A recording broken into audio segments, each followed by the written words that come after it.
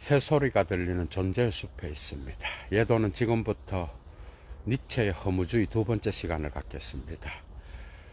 목이 없는 아침에 자유로운 마음을 갖고 사막의 철학자를 괴롭히는 목이 없는 곳에서 자유로운 영혼이 되어 여러분들과 함께 사유행을 떠나려고 합니다.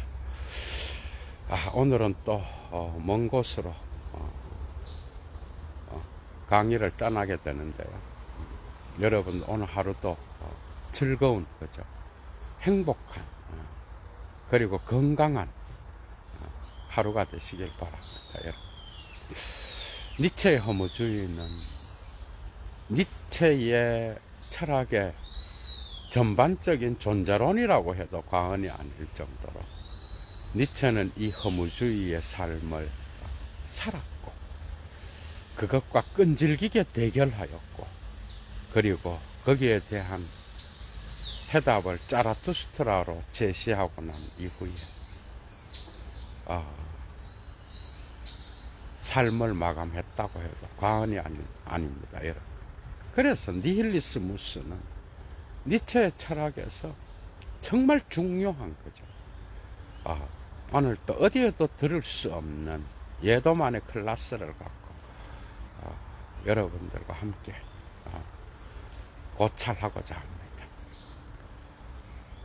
그 당시에 이미 근대에, 그죠? 갈릴레오와 뉴턴 이후에 이 과학의 혁명은, 그죠? 계몽주의 철학자들한테도 영향을 미쳤어. 특히 이러한 이신론적 사고 있죠. 그러니까 이 세계의 수학화, 이건 후설이 위기에서 말하는 건데, 이 세계의 수학화는, 그죠? 이신론을 만들어냈어. 그러니까 절대 공간과 절대 시간 속에 과연 신이 어디에 존재하는가? 그리고 신은 역사 속에 개입하지 않으면 만들어 놓고 창조한 이후에 바깥에서 계시고 지구는 스스로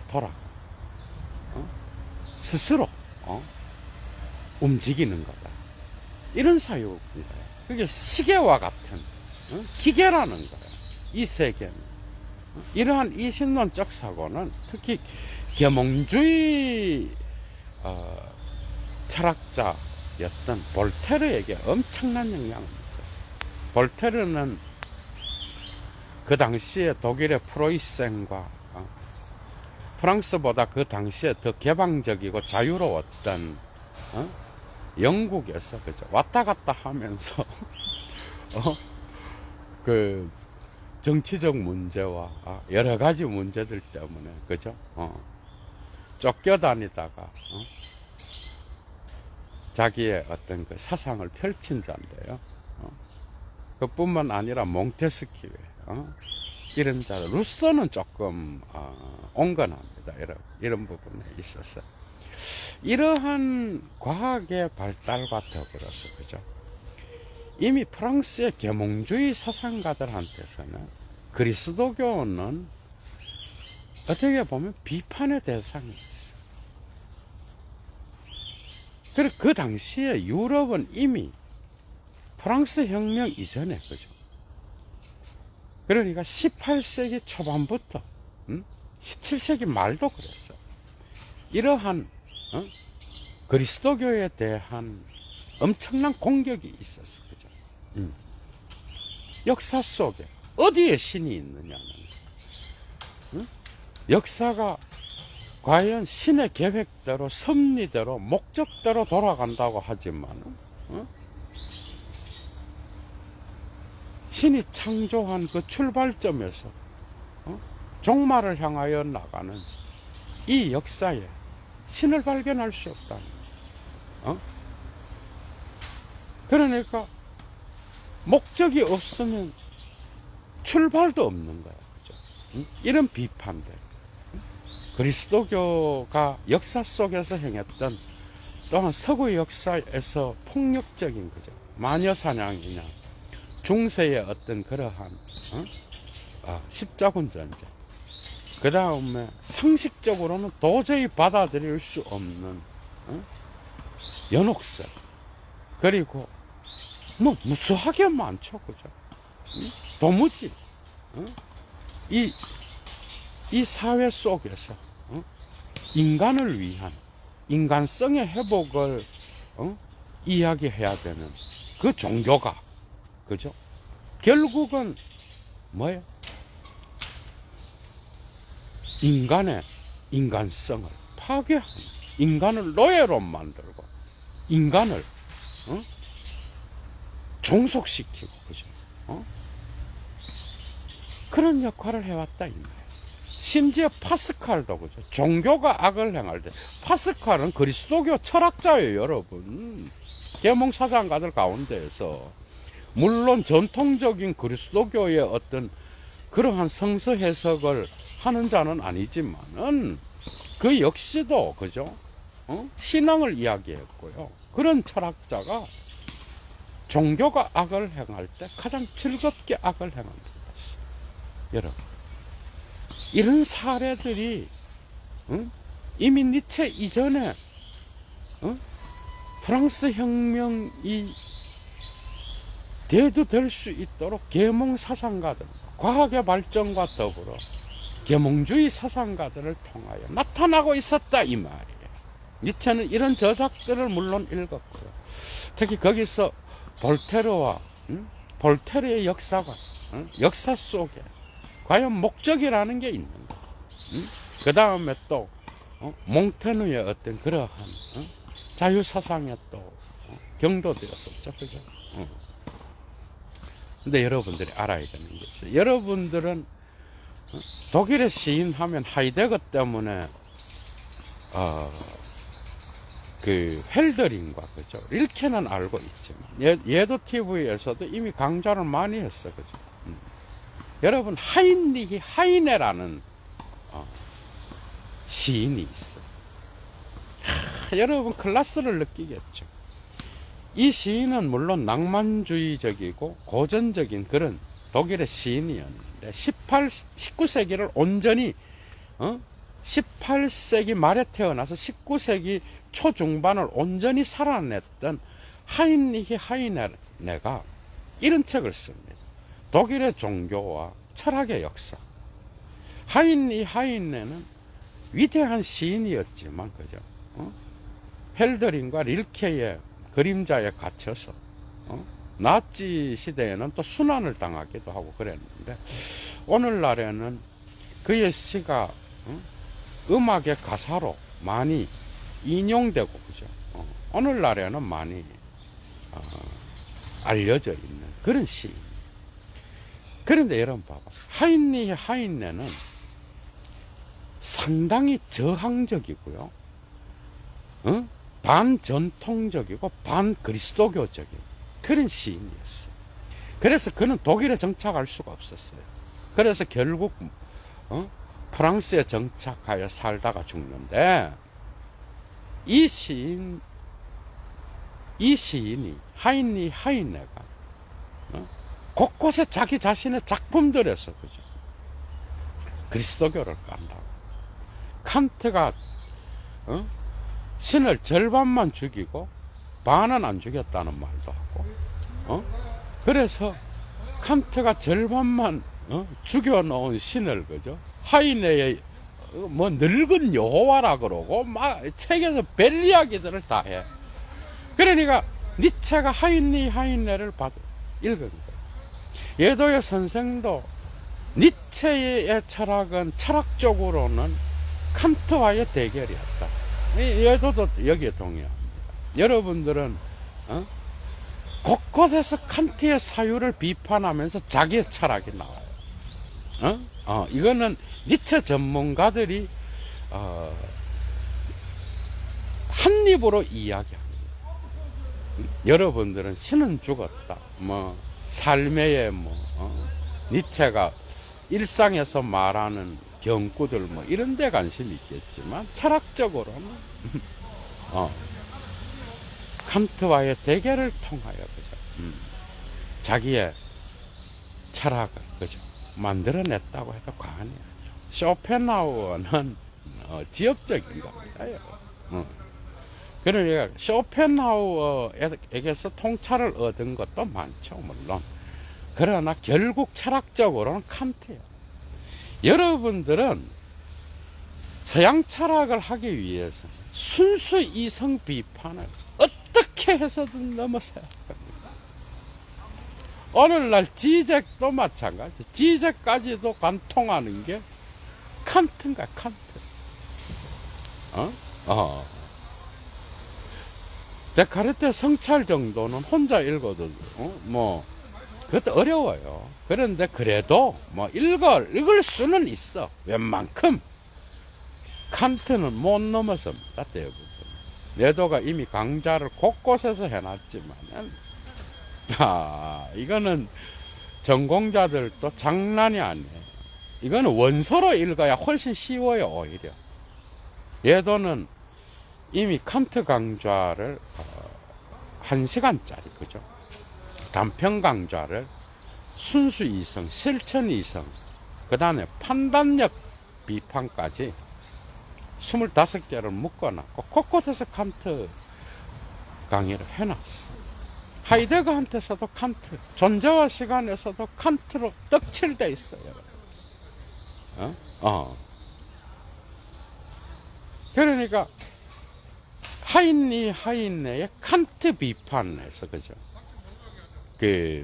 니체가 결단을 내린 거예요. 내가 칸트가 절반 죽여놓은 신을 내가 완전히 박살내야 되겠다. 또 한 가지는 그 당시에 독일에 유물론자가 있었어. 재밌죠? 이거 어디서 들었겠어요, 여러분들이? 프리드리히 알베르트 랑에라고 하는 유물론의 역사를 쓴 자가 있었어. Die Geschichte des Materialismus라고 하는 그 작품을 또 니체가 학창 시절에 읽었단 말이지. 그러니까 이 유물론의 역사를 읽으면서 이 사물의 본질이라고 하는 거, 그리고 이 사물의 본질을 실체로 놓고 인간이 감각기관을 통하여 그것을 붙잡는다고 하는 거. 이런 것들은 도무지 객관적으로 받아들여질 수 있는 게 아니다라는 걸 발견합니다. 사물에 무슨 의미가 있으며 사물의 본질이 무엇이고 이것을 인간이 해석하고 집어넣은 거지 이게 무슨 진짜 본질은 아니라 이런 것들은 사회학으로 또 넘어가는데 이 사회에 그죠? 사회에 어떤 법칙이 있고 그 다음에 이 사회의 전체를 통제할 수 있는 도덕이 있고 보편 법칙이 있어서 거기에 실체가 있고 물 자체를 설정할 수 있다. 코미디라는 거야 이거는. 이건 계몽주의 철학자들이 가르쳐 준 거죠. 보편적인 어떤 그러한 그들 역시도 윤리를 이야기해요. 그런데 그리스도교와 결합된 그리고 교회에 종속된 거죠. 그러한 도덕 그 다음에 신을 설정하여서 이 세계의 역사의 목적론을 설정하는 거 그 다음에 유물론으로 내려가면 이 세계의 사물들이 어떤 본질적 의미가 있고 그것은 인간이 감각하는 방식으로 존재한다. 이거 웃긴다는 거. 이런 거 없다는 거. 사물의 본질이 어디 있어? 인간이 다 해석한 거라는 거. 이런 것들을 이제 젊은 시절부터 사유하게 됩니다.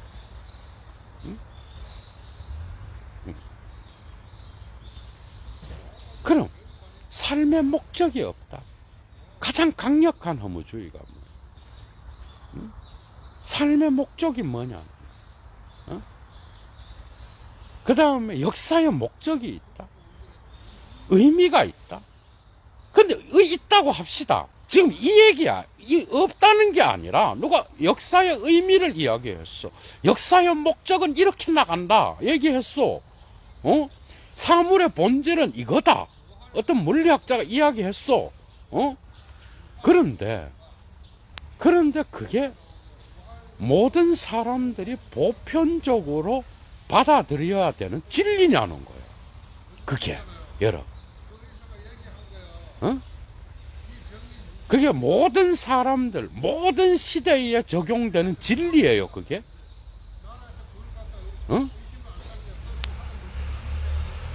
그리고 니체는 특히 신학 쪽에서 역사적 예수에 대한 어떤 그러한 상은 다비드 스트라우스로부터 영향을 받기는 했는데, 이것은 또 니체 자신만의 독특한 방식으로 해석된 거예요. 그죠? 그러니까 신이라는 게 이 세계에 존재한다. 그래서 영원한 진리의 세계를 설정한다. 그리고 역사는 결국 이러한 목적론을 향하여 나간다. 사회와 역사는 그 방식으로 나간다. 그게 무너져 버렸다. 그게. 그게 무너지면 어떻게 돼? 삶의 목적과 의미가 사라지게 돼.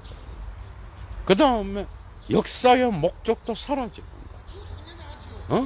반시대적 고찰 제2부에서 니체가 역사관을 다루, 예도가 이미 강의를 해놨어요. 니체 단편 강좌에 들어가시면 거기에서 역사는 원인도 없고, 그죠? 어떤 원인도 없으니까 결과도 없어. 그런 역사는 단지 삶에 해로운 것일 뿐이야. 그러니까 원인이 있고 결과가 있고, 그건 역사가가 해석한 거야. 그러니까 그런 해석 역시도 모든 시대에 적용되는 보편적 진리가 아니라 지 해석인 거예요, 여러분. 그게 역사에는 어떤 전과 후가 있는 게 아니라 그것을 해석하여 연결한 거야. 목적이 사라지니까 예를 들면 이런 거야. 배를 타고 가는 자는, 그죠? 언제나 뭐야? 나침판을 보고 방향을 설정하는 거야. 목적이 사라졌어. 배는 표로합니다. 그죠? 목적이 사라지게 되면 거기에서 허무주의가 나타나. 방향을 잃어버린 거야. 뒤로 앞으로 어디에로 갈 방향이 없어져 버리는 거야. 이게 허무주의의 가장 강력한 힘이에요, 여러분. 그러니까 최고 존재자로서의 신이, 그죠? 사라지고 나니까 영원한 세계에 대한 어떤 그러한 것도 허상이라는 것이 밝혀졌고, 그죠? 그 다음에 이런 것들을 이제 신앙으로 우리가, 그죠? 이야기할 수 있어. 신앙으로 믿을 수 있고. 그런데 과연 진리의 세계, 영원한 세계라는 게 존재하느냐는 거. 그래서 너무나 인간적인 에서 니체는 죽음조차도 환상으로, 환상 안에서는 죽음조차도 살아있는 것으로 둔갑한다는 거야. 그래서 너무나 인간적인으로부터 이 서구 형이상학의 이데아의 세계, 영원한 세계, 그리스도교의 진리의 세계를 해체하기 시작하는 거예요. 그런 세계를 누가 증명했느냐는 거예요. 그리고 이 세계를 희생하여 그 세계를 바라보며 살아야 되는 그런 정도로 가치가 있느냐는 거예요. 증명되지도 않은, 어? 죽고 나서 가는 세계, 진짜 세계, 어? 이 세계, 거기에는 고통도 없고, 어? 거기에는 권태도 없으면 항상 기뻐하는 세계, 어? 진리의 세계, 이 세계는 비진리의 세계가 되어버리는 거죠. 어? 그래서 결국 도덕의 계보학 제2 논문은 3논문, 이 3논문도 중요합니다. 오면은 역사의 목적론은 우리가 집어넣은 거다 이 말이야. 이 포야르바의 영향이 있어요. 어? 신은 죽었다, 그죠? 이건 역시도 하이니의 영향이 있는 거야. 그러나 영향이지. 니체 자신만의 어떤 독특한 방식으로 이 세계를 해석하는 거야. 쇼펜하우어로부터는 쇼펜하우어의 철학의 핵심적 질문이 뭐야? 존재란 도대체 뭐냐? 존재란 뭐냐? 존재는 무가 아닐까? 이걸 절반 정도 가르쳐 줬어요. 쇼펜하우어가. 쇼펜하우어도 허무주의를 이야기한 철학자잖아, 그죠? 그러니까 뭐야? 니체는 이 쇼펜하우어가 질문한 존재란 도대체 무엇인가? 과연 이 존재는 지금 있는 그대로 확실한 건가? 이것은 비존재이고 무가 될 수는 없을까? 이런 질문. 그러니까 우리가 확실하다라고 생각하는 거죠. 그래서 그 존재의 목적을 설정하고,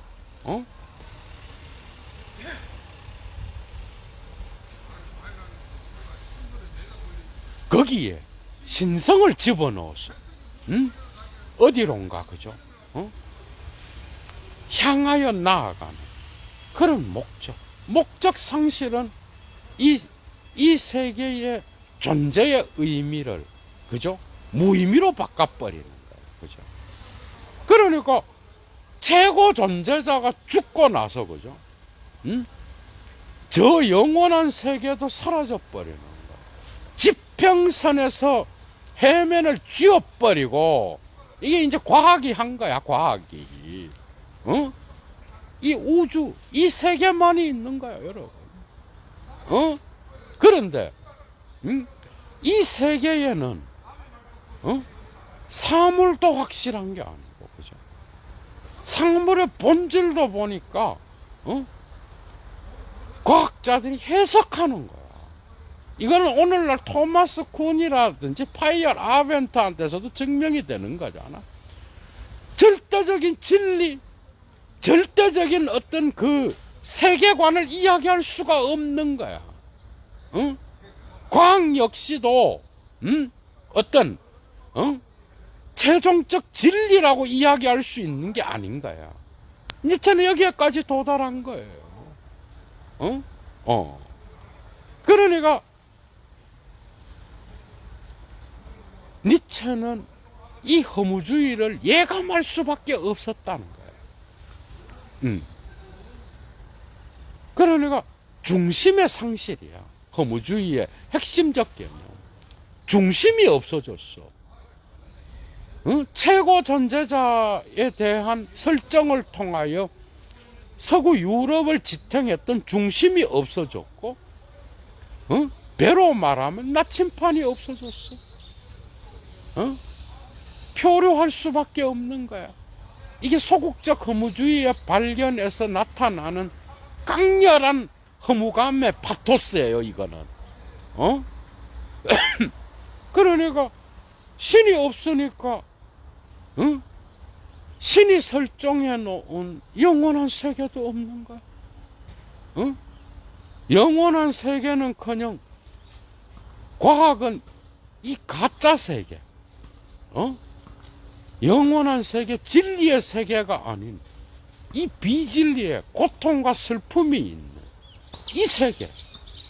쇼펜하우어가 깊이 들어갔지만은 도덕의 계보학에 쇼펜하우어를 까죠, 그죠? 그리스도교와 불교의 금욕주의적 이상으로 해결책을 찾았던 쇼펜하우어를 거부하죠, 그죠? 그러나 어쨌든 쇼펜하우어가 제기했던 그런 질문입니다. 이 세계, 이 고통의 세계, 그죠? 이 덧없이 지나가는 존재라고 말할 수 없는 세계, 그리고 슬프고 욕망에 사로잡혀서 허덕거리는 이 가짜 세계가 진짜 세계라는 걸 과학은 가르쳐 줬고요. 이거는 힘의 의지 곳곳에서 나옵니다. 즐거운 학문에서도 나타나. 그러니까 예술 역시도 뭐예요? 예술 역시도 이 세계에 대한 어떤 냉담하고 무감각한 이 자연 세계를 대상으로 작품을 만들어내고, 예술 역시도 저 세계의 것을 그리는 게 아니라 이 세계의 것을 그리고 이 세계의 것에 대한 관심을 갖고 작품을 만들어내고, 정치학은 무리 본능에 빠져 있는 민중들에게, 그죠? 관심을 갖고 그들을 중심으로 사회가 돌아가야 된다라고 외치기 시작했고, 곳곳에서 허무주의는 징조가 나타날 수밖에 없는, 중심이 상실되니까 어떻게 됐어? 권태로부터 탈출할 수 있는 목적이 없어진 거야. 그러니까 탈출구가 없어진 거야. 그래서 무에 대한 감정이 일어나는 거야. 그죠? 그 다음에 또 뭐야? 무에 대한 감정이 일어나고, 그 다음에 사회생활을 표준적으로 이끌어주는 보편적 도덕, 보편적인 어떤 윤리, 관습, 이런 것들은 하나의 인간이 설정한 거다. 가장 강력한 허무주의가 뭐예요? 가장 강력한 허무주의는 존재의 의미를 각인했던 그러한 중심이 사라졌다는 거야. 그러니까 중심이 사라진 곳에는 뭐야? 심년이 나타날 수밖에 없는 거야. 이게 니체의 심년인 거야. 어두움이 나타날 수밖에 없는 거예요. 그러니까 지구를 비추었던 태양과 같은 존재가 사라진 거야. 우리는 어디로 가야 되는가? 즐거운 학문에서 외칩니다, 여러분. 칸트가 절반 죽여놓은 신을 완전히 죽여버려야 된다라고 생각한 거 뭐야? 니체가 절반 죽여놓은 신을 완전히 죽여놔야 된다고 생각했던 거는 바로 진리의 세계가 이 세계인데 저 세계로, 그죠? 저 세계로 그리스도교는 우리의 눈을 돌려놓았단 말이에요. 과연 지금의 삶, 이 고통의 삶, 쇼펜하우어가 가르쳐 주었던 그러한 무의식적 충동에 의해서 슬퍼하고 고통받으며 질병에 허덕이는 이 세계에 이 삶의 의지, 이게 진짜라는 거예요. 그런데 이 삶의 충동과 삶의 본능을 거부하고 모든 욕망을 절제하면서 금욕주의적 삶을 통하여 저 세계의 영원성을 획득하려는 것은 과연 그만한 가치가 있느냐. 이거는 초기 작품인 인간적인, 너무나 인간적인에서도, 그죠? 응? 시작되었다라고 할 수 있는 거예요, 여러분. 응? 중심의 상실. 그 다음에 거기로부터 나오는 삶의 권태로부터의 탈출구가 없음. 무에 대한 감정. 응? 그 다음에 보편, 사회를 통제할 수 있는 보편적 규준의 상실. 이제는 사막이 돼버려. 망망대해에 혼자 있는 거야. 이게 허무주의에 대한 최초의 감정인 거야. 이게 네가티벌 니힐리스무스에 대한 핵심적 개념이야, 여러분. 마치 실존주의를 연상시키죠, 그죠? 실존주의는 니체의 영향을 받은 거죠, 당연히. 키에르케고르의 영향도 있지만, 여러분. 이러한 것들이 하이데거의 존재와 시간에 그대로 나타납니다. 그래서 하이데거의 사상적 제자였던 가다머는 진리와 방법에서 하이데거의 무에 대한 사유를 서구 형이상학 전체에 대한 어떤 사유를 통하여 그것과 대결하고 거기에 대하여 새로운 이 형이상학에 대하여 비판적 고찰을 통하여 자기 자신의 삶의 철학을 만들어낼 수 있었던 것은 바로 훗셀이 아니라 프리드리히 니체였다, 여러분. 예도가 이미 다른 강좌에서 했어요, 여러분. 클래스의 차이가 느껴지죠.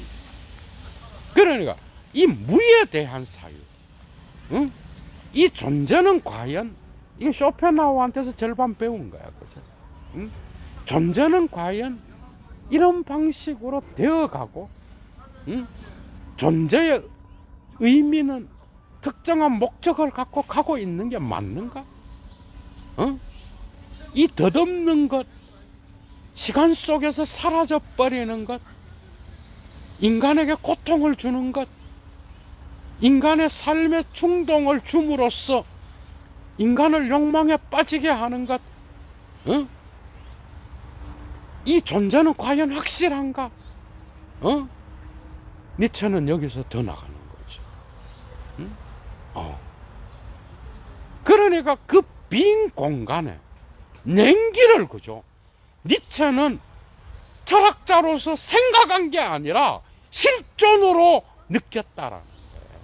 이런 허무주의가 나타날 수 있는 다양한 배경들이 과학과 예술과 정치와 문화 모든 영역에서 이미 시작되었고, 이러한 허무주의는 유럽 전체를 삼켜버릴 것이고, 그는 실존적으로 몸으로 체험하고 있었다, 이 말이에요. 그죠? 그러니까 신이 죽었다라는, 이것은 바로 허무주의와 직결될 수 있는 그러한 핵심적인 어떤 사상이었다라는 거예요, 여러분. 그러니까 니체는 뭐예요? 니체는 이 허무주의를 유럽인들과 더불어서 단지 모르고 있는 건 뭐예요? 단지 가짜를 진짜로 믿고 진짜를 가짜로 믿는 거.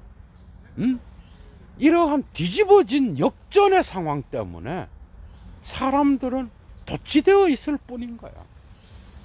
그러나 자유정신을 가진 자들은 이미 이 무에 대한 감정을 공유하고 있었다, 이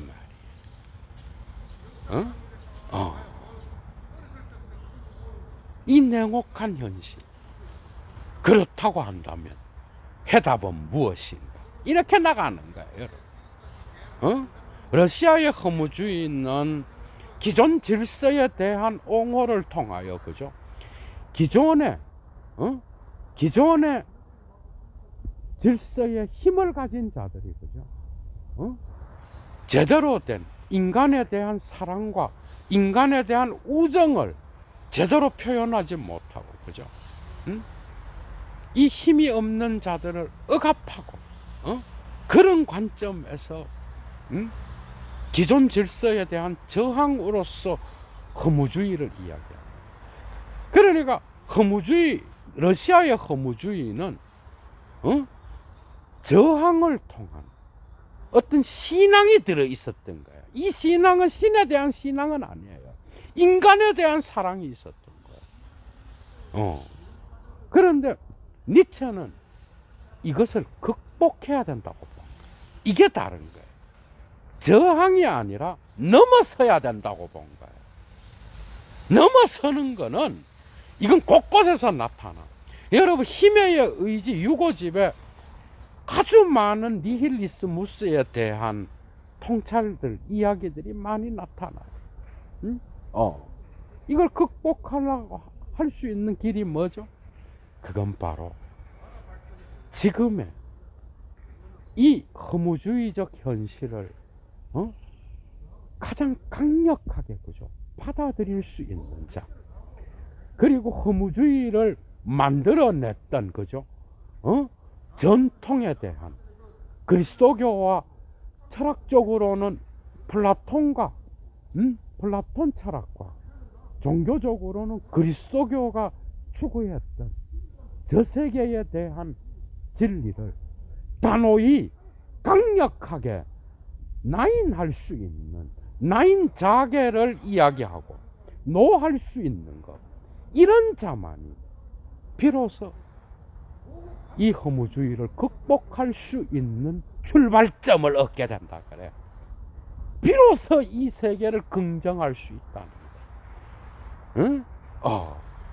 이 무와 같이 지나가는 덧없는 세계, 삶의 의지에 의하여 사로잡힌 감각적인 것, 플라톤 철학과 그리스도교 신학이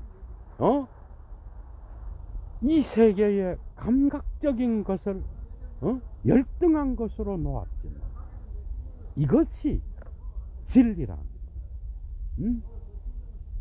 이 경험적인 것, 인간에게 가장 소중한 감정적인 것, 이런 것들을 뒤집을 수 있는 거죠.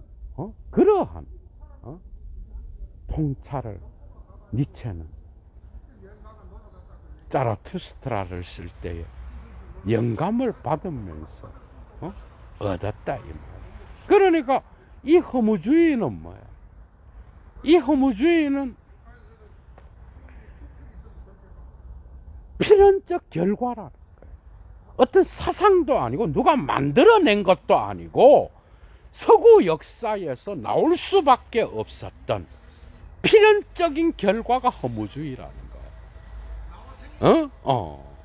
그러니까 과학의 발달과 더불어서 신의 죽음과 그 다음에 이를 통하여 저 영원한 세계에, 그죠? 어떤 저 영원한 세계가 헛된 것이고 환상이고 인간이 만들어낸 것이고 이 역사의 목적도 인간이 만들어낸 거다. 그죠? 그렇다라고 한다면 이제 남는 건 이 세계밖에 없다. 이런 것들은 도스토예프스키의 어떤 사유 속에서도 많이 나타납니다. 그죠? 그 가장 강력한 허무주의는 뭐야? 허무감은 뭐겠어요, 여러분? 무에 대한 감정은 뭐야? 신이 죽었다라는 게 아니라 더 강력한 건 뭐야?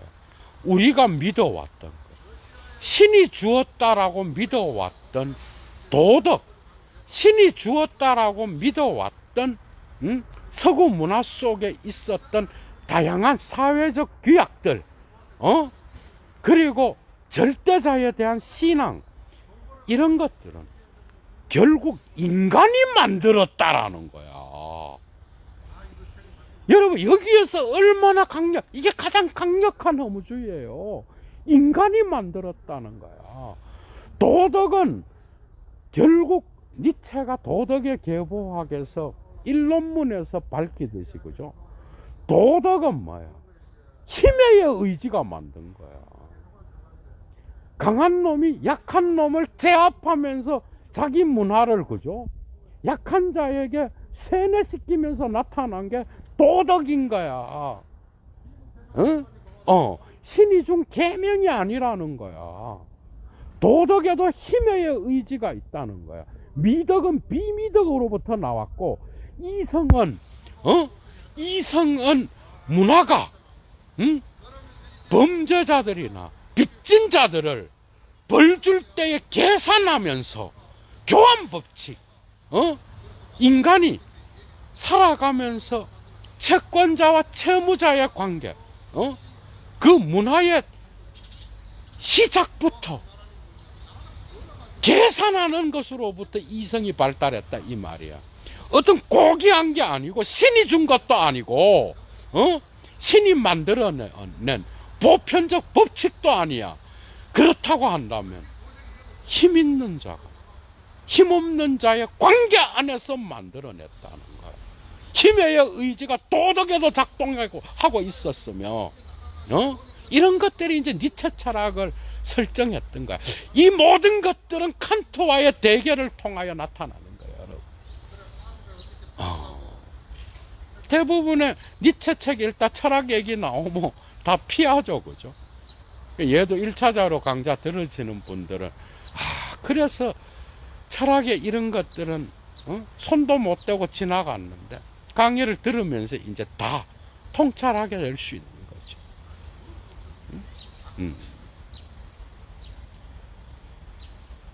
그러니까 최고 존재자가 죽었다라는 것보다 이런 것들을 인간들이 만들어냈다라는 거예요. 이게 이제 강력한 허무주의를 만들어내는 거예요. 언제 세미나 할 때 예도의 선생님이 이런 말을 합니다. 나 예도는 깜짝 놀랐어요. 뭐라 그랬는가 하면, 과연 아침놀과 즐거운 낭, 그 다음에 선악의 저편과 도덕의 계보학 사이에 짜라투스트라를 넣을 수 있을까? 물론 연대기적인 게 아니에요. 니체 전집에서의 내용적인 철학적 내용을 갖고 이야기하는 거야, 지금.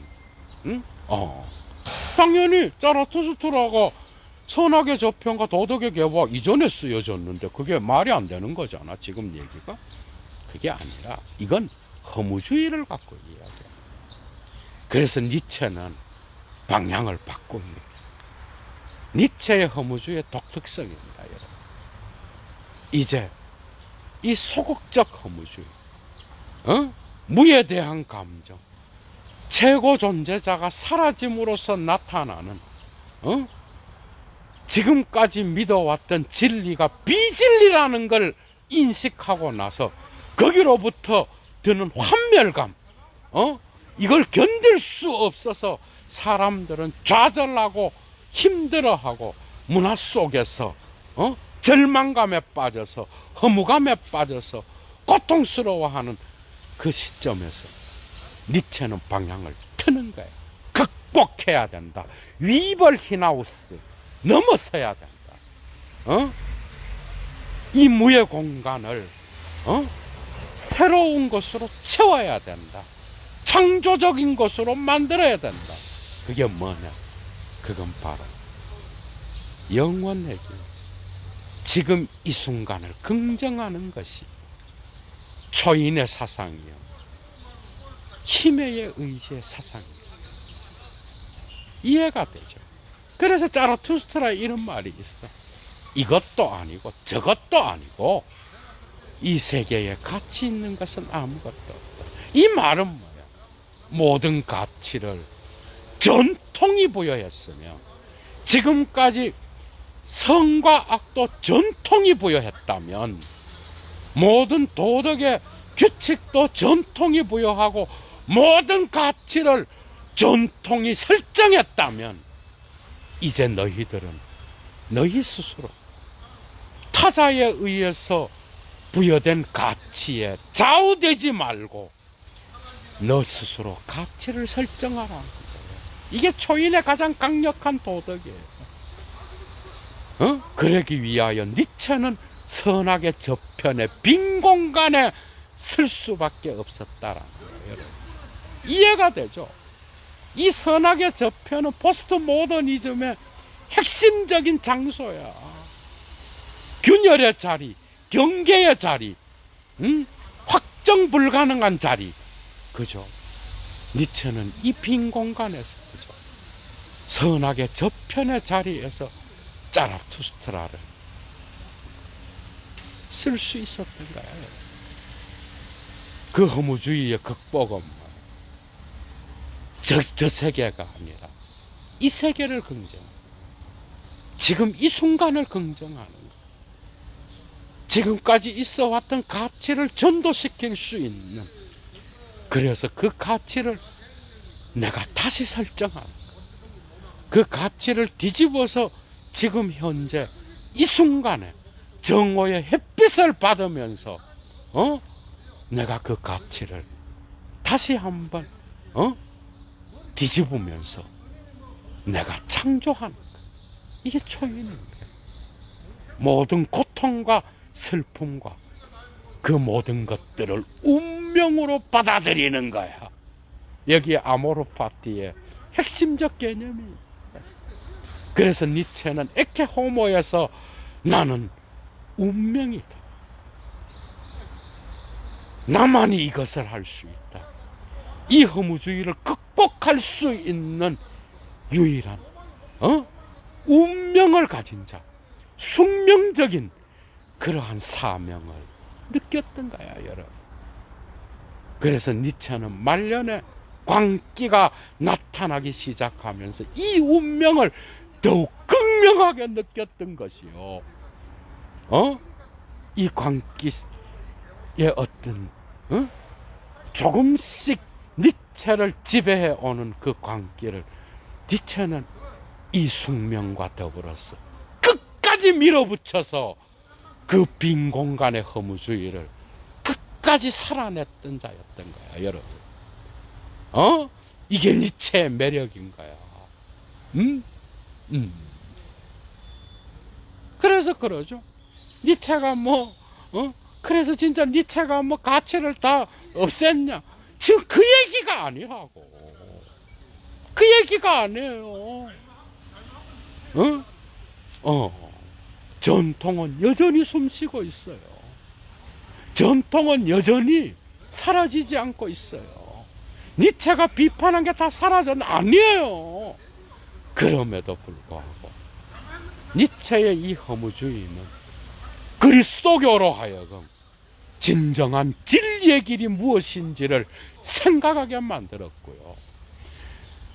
그리스도교가 이 세계를 부정하고 저 세계를 긍정하면서 얼마나 많은 인간에게 인간을 노예로 만들고 인간을 비인간적으로 만들었는지 되돌아보게 했으며, 이 니체를 통하여 예술가들은 승리의 깃발을 올릴 수 있었던 것은 지금까지 모든 전통의 가치를 뒤집으면서 새로운 창조를 향하여 나아가는 위대한 예술가들에게 강력한 힘을 보여했던 거예요.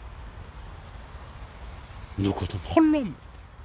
누구든 자기 운명을 긍정하는 자라야만이 새롭게 창조할 수 있는 거예요. 지금을 부정하는 자는 결코 창조자가 될 수 없어요. 그러나 정통에 종속된 자들 역시도 창조자가 될 수 없어.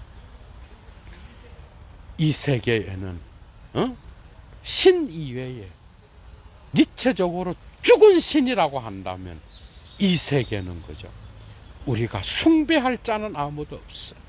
어떤 정치인도, 어떤 철학자도, 어떤 위대한 사상가도, 어떤 위대한 자도 우리는 숭배하면 안 됩니다. 숭배할 자는 없어요. 뜯어놓고 보면 똥 누고 오줌 누고 더러운 것들이 득식을 거리는 게 인간. 인간 별 차이 없습니다, 여러분. 그래서 니체가 그러잖아. 자라투스트라에서 숭배하지 마라, 나를 버리고 너희 자신을 발견해. 이게 허무주의의 정점에 있는 니체의 설교입니다, 여러분.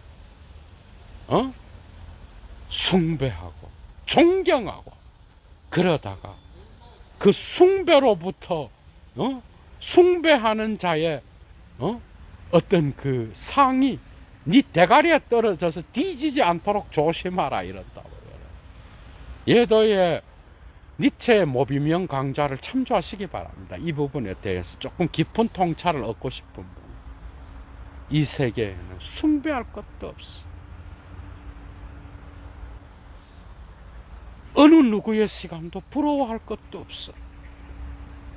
어떤 가치도 전도시킬 수 있어. 그죠? 어느 누구도 나에게 절대적으로 명령할 수 없어. 이게 니체가 주는 가르침이에요. 어떤 것도 나를 사로잡을 수 없어. 그죠? 나의 가치는 내가 창조하는. 그래서 자라투스트라는 자기 자신을 버리고 너희 자신을 발견하라 그럽니다. 이 모든 것들은 모든 종교의 가르침에도 동등하게 있다라고 생각합니다.